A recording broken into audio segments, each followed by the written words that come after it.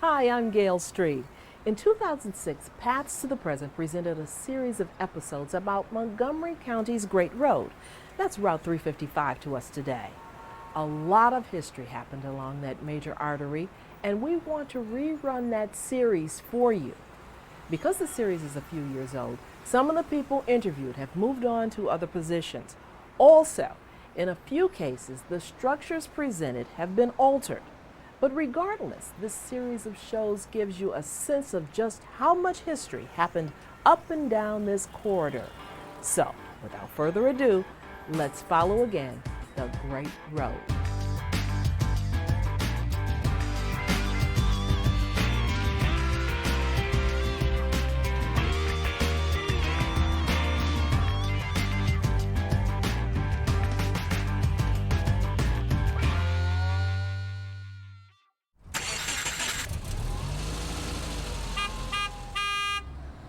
It's got different names depending on where you are. Wisconsin Avenue, Rockville Pike, Hungerford Drive, Frederick Road. We're talking about Route 355. Everyone knows it as a highly congested artery that frustrates most drivers and frightens many pedestrians.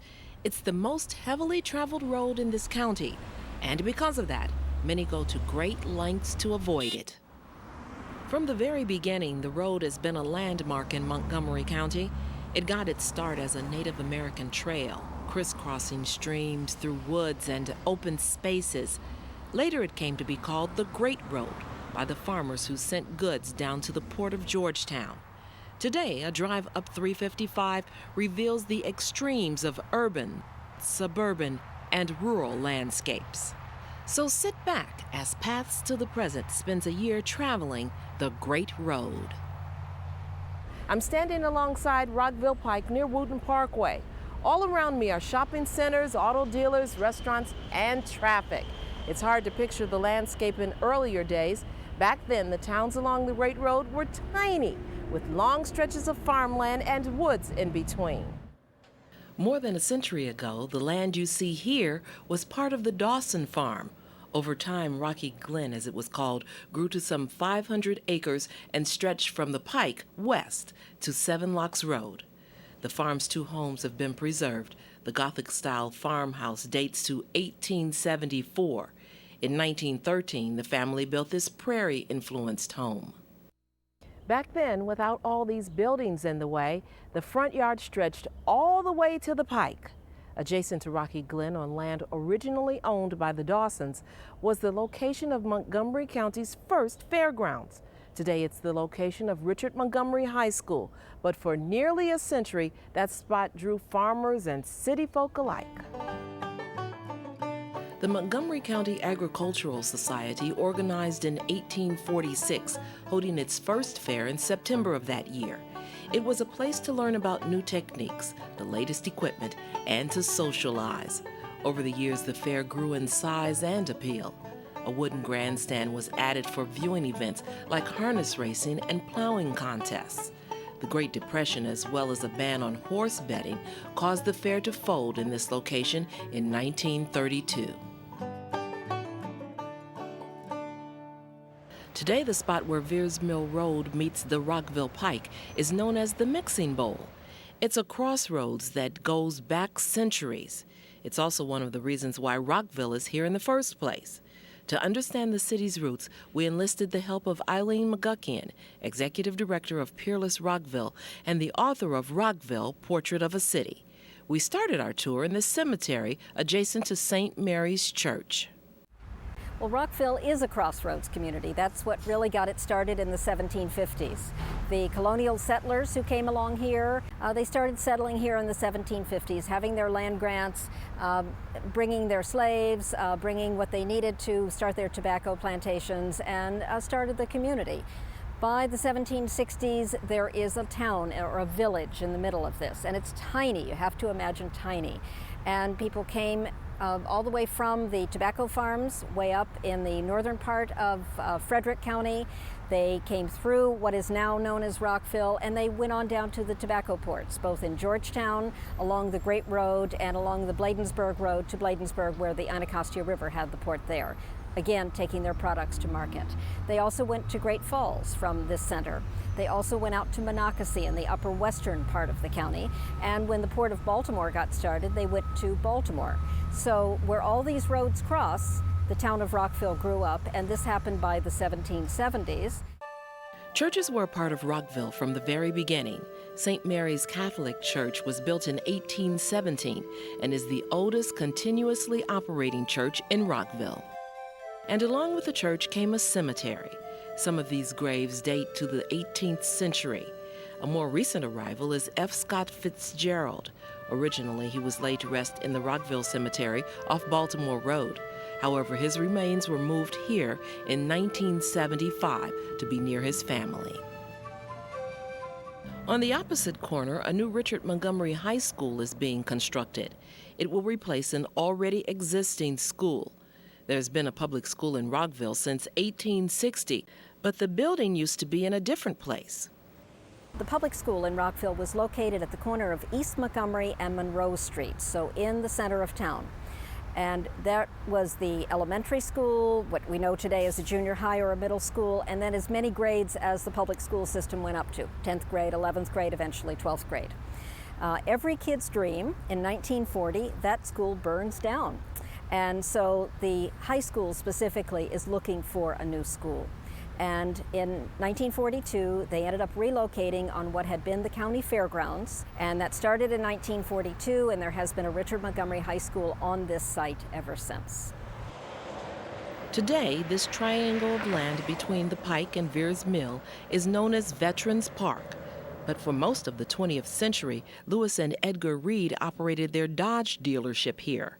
Opened in 1915, Reed Brothers sold and serviced all sorts of cars and motorcycles. Over 1 million Americans at risk of foreclosure have been helped by Making Home Affordable. Find out now what your options are. Home where I belong.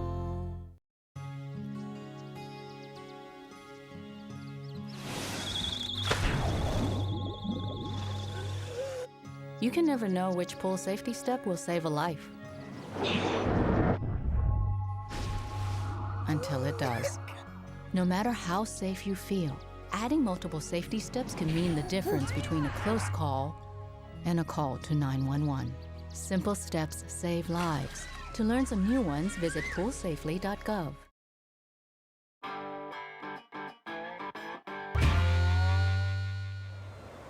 Before Hungerford Drive was built in 1951 as a bypass, the Great Road followed a different route from what we know today.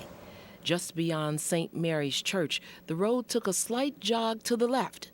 It passed through what today is the Judicial Center, running up to North Washington Street before continuing on to Frederick. If you had come to this spot, say 100 years ago or 50 years ago, you would have seen something very different. Rockville is a small town at that point, fewer than 2,000 people, and all around is farmland. If you walk a mile in any direction, you are out of town. So this is a market center. It's the center of local government. So in the courthouse behind me is where you would have done your court business. It's where you would have seen the county commissioners or the school board. There was a public park in front of it, a triangular park that held the most important things in Rockville. The town clock, the Confederate statue, the water fountain, the weather reading station. So those were the important things, but that was Rockville's only public park. And on the diagonal, right alongside the courthouse, ran the Great Road. This was Rockville's main street. On it was everything that made up the fabric of a small town: churches, stores, restaurants, a movie theater, residences, and offices for people who had businesses in town. When Montgomery County was formed in 1776, Rockville was chosen as the county seat because of its central location and accessibility. The red brick courthouse was built in 1891. Then all the county functions were held under one roof. It's the third courthouse to be constructed on this site. Right next door is the Gray Courthouse. Dating to 1931, this neoclassical style building was added to accommodate a post-World War I expanding population. Across the street is Rockville's only surviving Art Deco building. Still used as a bank today, Farmers Banking and Trust was constructed in 1931. On the opposite corner is the Rockville Post Office. While Postal Service came to Rockville in 1794, this community did not have a permanent post office building until 1939. A block away at the corner of West Jefferson and North Washington Streets was once an important landmark. In the 18th century, this was the Great Road. Charles Hungerford began operating a tavern here in the 1760s. It was a place for people to stop, change horses, get something to drink, or spend the night. And there in 1774, patriots from this lower part of Frederick County decided that the people who lived in Boston had dumped the tea overboard because they were suffering in the common cause of America, and it was time to start uniting as colonies in what eventually led to the American Revolution. As the 20th century progressed, Rockville's population continued to grow.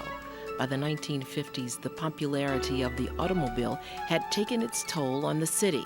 Traffic jams and lack of parking caused people to shop elsewhere. They were drawn to neighborhood shopping centers that featured ample free parking. The businesses in the city started moving out. So along comes the mayor and council at that point, and there's this new federal program that's available in the 1950s, and it's called Urban Renewal. And Urban Renewal offers communities 90% of the costs of getting rid of the things they don't want here anymore and solving their problems, and of building what they do want to have. So Rockville signed up as one of 800 communities throughout the country, signed up for Urban Renewal in the late 1950s and started doing the destruction, the demolition of the Old Town Center and the obliteration of the town streets in 1965. So by 1972, when the Rockville Mall opens, there is no semblance of the streetscape that you knew before that time. Rockville's urban renewal efforts brought the 15-story executive office building as well as the county's judicial center. The Rockville Mall was never a commercial success, and the business district languished for many years. Now, 40 years later, the city is being transformed again. Successive mayors and councils have worked tirelessly to bring a workable redevelopment vision to fruition. By the end of 2006, Rockville will boast of a new library, a new town square, more commercial space, and housing. Continuing along the Great Road, we can still see where it took a slight jog at Washington Street and Bell Avenue. Along this route, one finds a longtime family-run business here in Rockville. We're standing in front of Snowden Funeral Home, which is one of many black businesses in Rockville. This one was started in 1926 and is on the old road from Georgetown up to Frederick. The black population of Rockville has been here as long as the white population. It was after the Civil War, after emancipation of blacks in Maryland in 1864, that the black population tended to live separately, and segregation was the rule of Maryland. So you have black communities growing up within the larger town of Rockville. And one such community is the area around what is now Washington Street, Bell Avenue, Middle Lane, and now Hungerford Drive. There were churches, there were houses, they were everything from magnificent houses, mansions almost, to slums. There were meeting halls, there were black businesses, this black school was there. And when a high school for black children finally came to Montgomery County, it was located there. A few blocks north, just before Hungerford Drive, there's a special neighborhood known as Hayti. The entrance is Martin's Lane, named for Samuel Martin, a free black man who owned this land in the early 1800s. Some of his descendants still live on this land today. Continuing on Hungerford Drive, we reach the county's Board of Education. It didn't start out to be an office building. We're standing in front of Carver High School and Junior College, which at the time of its use as that, 1951 to 1959, was the only high school for black students in Montgomery County. In fact, there was only ever one high school, one building for black students in the county from 1927 until integration in 1961. But students came from all over the county to come to Carver. The students named it. There are wonderful old photographs of all the activities that went on here, and I think there was an awful lot of love in this building. Hey, Speedy, are gas prices getting to you? Drive the posted speed and improve mileage by 15% or more. It's like saving over 50 cents a gallon. Better mileage also means less emissions and smog. Now that's a green idea. You should never mix alcohol in driving. But have you heard about flex fuel cars? They run on E85, mostly ethanol with just 15% gasoline. Less imported oil, lower costs, and reductions in tailpipe and greenhouse gas emissions. Now that's a green idea.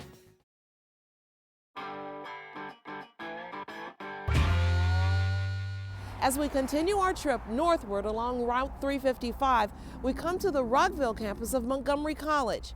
This campus is one of 3 scattered throughout the county, providing higher education opportunities to a wide variety of students. Today, with an enrollment of over 15,000, the Rockville campus is the largest, but this is not where it all began.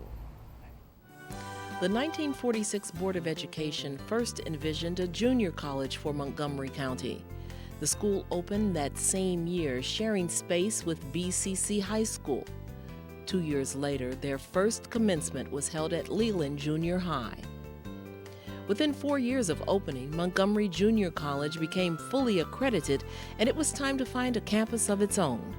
In 1950, the Bliss Electrical School in Tacoma Park was purchased from Lewis Bliss. At the time of the sale, the college absorbed the Bliss program. In 1957, following the Supreme Court's Brown v. Board of Education decision, MJC opened its doors to black students. Until then, African Americans could attend junior college first at Lincoln High School, then at Carver. As the county's population increased and spread northward, plans were made to expand the college. In 1965, a partially completed Rockville campus opened its doors. It looked very sparse at the time, far different from its fully developed landscape of today. 13 years later, a third campus was opened in Germantown in order to serve the county's northern population. Today, 60,000 credit and non-credit students are served by MC, which is rated as one of the top community colleges in the nation. The next stop on our tour northward is King Farm. Most people are familiar with the housing development, but before all the homes, shops, and restaurants were built, this land was a prominent dairy farm owned by the King family. This property was last owned by W. Lawson King. He purchased it in 1925 from the Graff family, who had owned it for nearly a century before that. King bought more property and expanded the farm to 300 acres. At one time, this was the largest dairy operation in the county. Today, 5 acres have been protected by the city of Rockville with an eye to using the buildings for an arts and history center. We met up with Robin Zeke, historic preservation planner for the city of Rockville at King Farm. She explains why this property is so important. I think the sense of how a farm operated is very clearly illustrated at this farm, and is also one of the reasons why this is such an important property. In order to convey to all the people who really have never seen a farm how a farm worked as basically a private industry. And so the house is at one end facing the public road and providing a nice, beautiful public face. And then down the farm lane as a spine, all of the farm buildings address and face and operate off of that farm lane. There's the hay drying barn, tenant housing, and of course the dairy barn itself, which King had constructed in 1933. This one had 2 milking sheds separated by a courtyard. The weather vanes advertise King's AAA rating, and one of the barns carries an ad for the company that distributed King's milk. We have to say that this really is a 20th century dairy farm, and that the remnants of the early history from 1822 is probably still underground, probably awaiting archaeological investigations at some point, should anybody ever want to do that. But the Graff history is basically preserved at this point in the public record and in documents. Crossing Shady Grove Road, we enter the city of Gaithersburg. Nowadays, it's hard to tell where Rockville ends and Gaithersburg begins.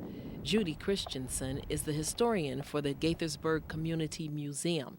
She explains that the landscape between Rockville and Gaithersburg used to be quite different. Well, basically, the road from Rockville to Gaithersburg was lined with widely spaced farms, and we didn't really reach any kind of village until we reached Summit Avenue in Gaithersburg.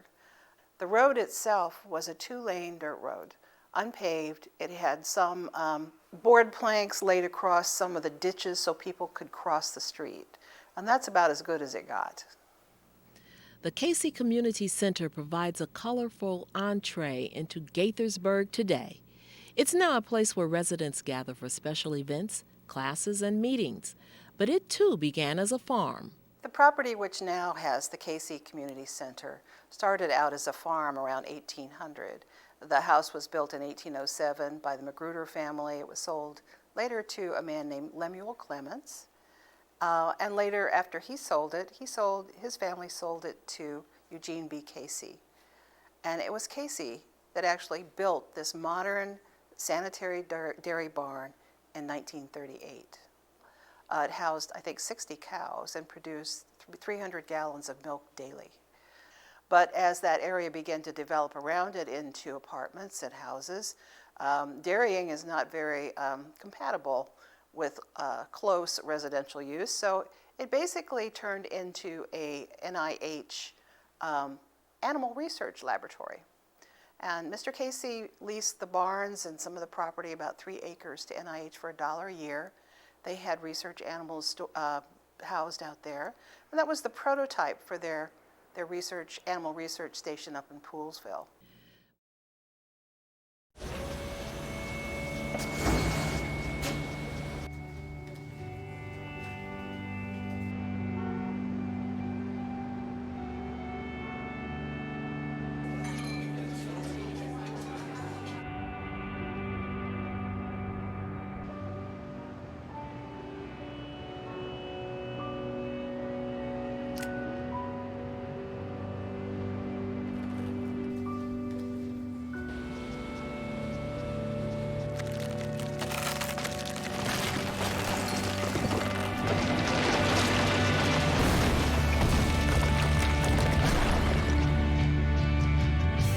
When you earn your GED diploma, the barriers in your life fall. Take the first step and get free GED information in your area at 1-877-38-YOUR-GED or yourged.org. Earn your GED diploma and begin your brighter future.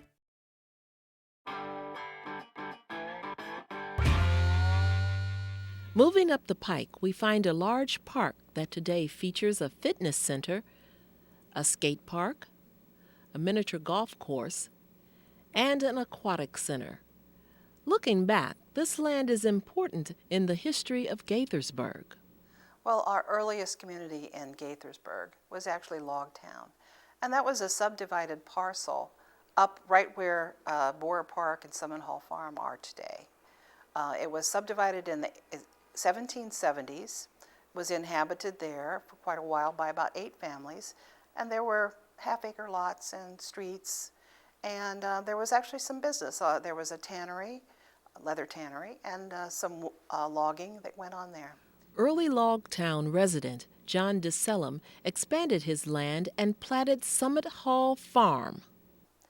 And the property was used as a general farm, and they had slaves. They also had a lot of outbuildings and tenant houses, so it was almost like a little village. This account, written by DeSellum in 1887, tells how Confederate soldiers camping on his land destroyed his fences and stole his livestock, equipment, and seed. It also describes how his quick-thinking sister managed not to lose everything. And the story, which is so wonderfully told in Mr. DeSellum's diary, is that his sister Sarah had their gold, their money, And knowing that these officers were Southern gentlemen would not lift up a lady's skirts, especially their hostess, she sewed the money into her petticoats. So they lost all of their farm equipment and all of their seed. I think they had 1 barrel of seed for the next winter to sow. They managed to save the gold. The farmhouse that you see today is far different than the original. It looked similar to this structure when it was built in the early 1800s. A smokehouse was constructed next to it, which is still here today. Subsequent owner Ignatius Folks modernized the building soon after he bought it in 1886. The house was given a new facade that reflected the era's Victorian influence, but it didn't stay that way. In the 1930s, Frank and Nettie Wilmot had it remodeled again, this time with a Georgian touch. Their daughter Frances has lived here since 1947. She describes how the road in front of her house has changed. Originally, it was just a 2-lane road. It was 240 originally, and then they changed it to 355, and then they put 270 in, and the more cars came, the wider the road got, till you have what you have now. And more people came, and so you went from knowing almost everybody to not knowing hardly anybody in town anymore. William Wilmot, Frances's brother, created Summit Hall Turf Farm, the first commercial sod farm in the country. The business just took off. The response from the very fortunate plug that he got on Arthur Godfrey's show in New York many, many years ago sort of ignited the interest throughout the country. And it did make a first-class post office out of Gaithersburg from the mail that came in and the shipping and all. It just skyrocketed. Summit Hall Farm is now owned by the city of Gaithersburg. However, Frances may live there for as long as she chooses. Officially, the site is now called Borer Park at Summit Hall Farm, named for Ed Borer, Jr., longtime mayor of Gaithersburg from 1986 to 1998. At the corner of Summit and Route 355, we find the Ascension Church. Completed in 1882, it's the city's oldest standing religious structure. The Summit Hotel once stood directly across the intersection. Opened in 1881, it was a popular summer destination. Diamond Avenue doesn't intersect 355 anymore. In 1930, a bridge was erected to prevent pedestrians from crossing the train tracks that paralleled the road. However, in the late 1700s, this spot was once home to Benjamin Gaither and his wife. They built their house there, we think, sometime in the 1790s. It was a log structure, just like most of the structures in Gaithersburg, probably a story and a half. And Benjamin Gaither had an inn, he had a blacksmith shop, he had his business there. It also had the famous forest oak tree, which fell in 1997. And the forest oak tree was determined to have been started as a seedling sometime 300 years ago, around 1700. It stood there for many, many years. It was considered a local landmark, was written up in history books, and in fact our town at one time was called Forest Oak because the post office was in the Forest Oak store and post office, which was located under that tree. Most of Gaithersburg's early growth lined the 2 blocks of 355 north of Diamond Avenue. Few original buildings are still around. One that remains is Carson Ward's store. Today, it's a mattress discounter's. Moving north is Grace Methodist Episcopal Church. Built in 1905, it was an offshoot of the Forest Oak Methodist Church, which is no longer standing, but its cemetery lives on. With the coming of the railroad, businesses shifted away from Route 355, and the area we know as Old Town today began to grow. But no one can deny that the city of Gaithersburg got its start because of its position along the Great Road. Well, that's all the time we have for this show. I'm Gail Street. I'll see you next time.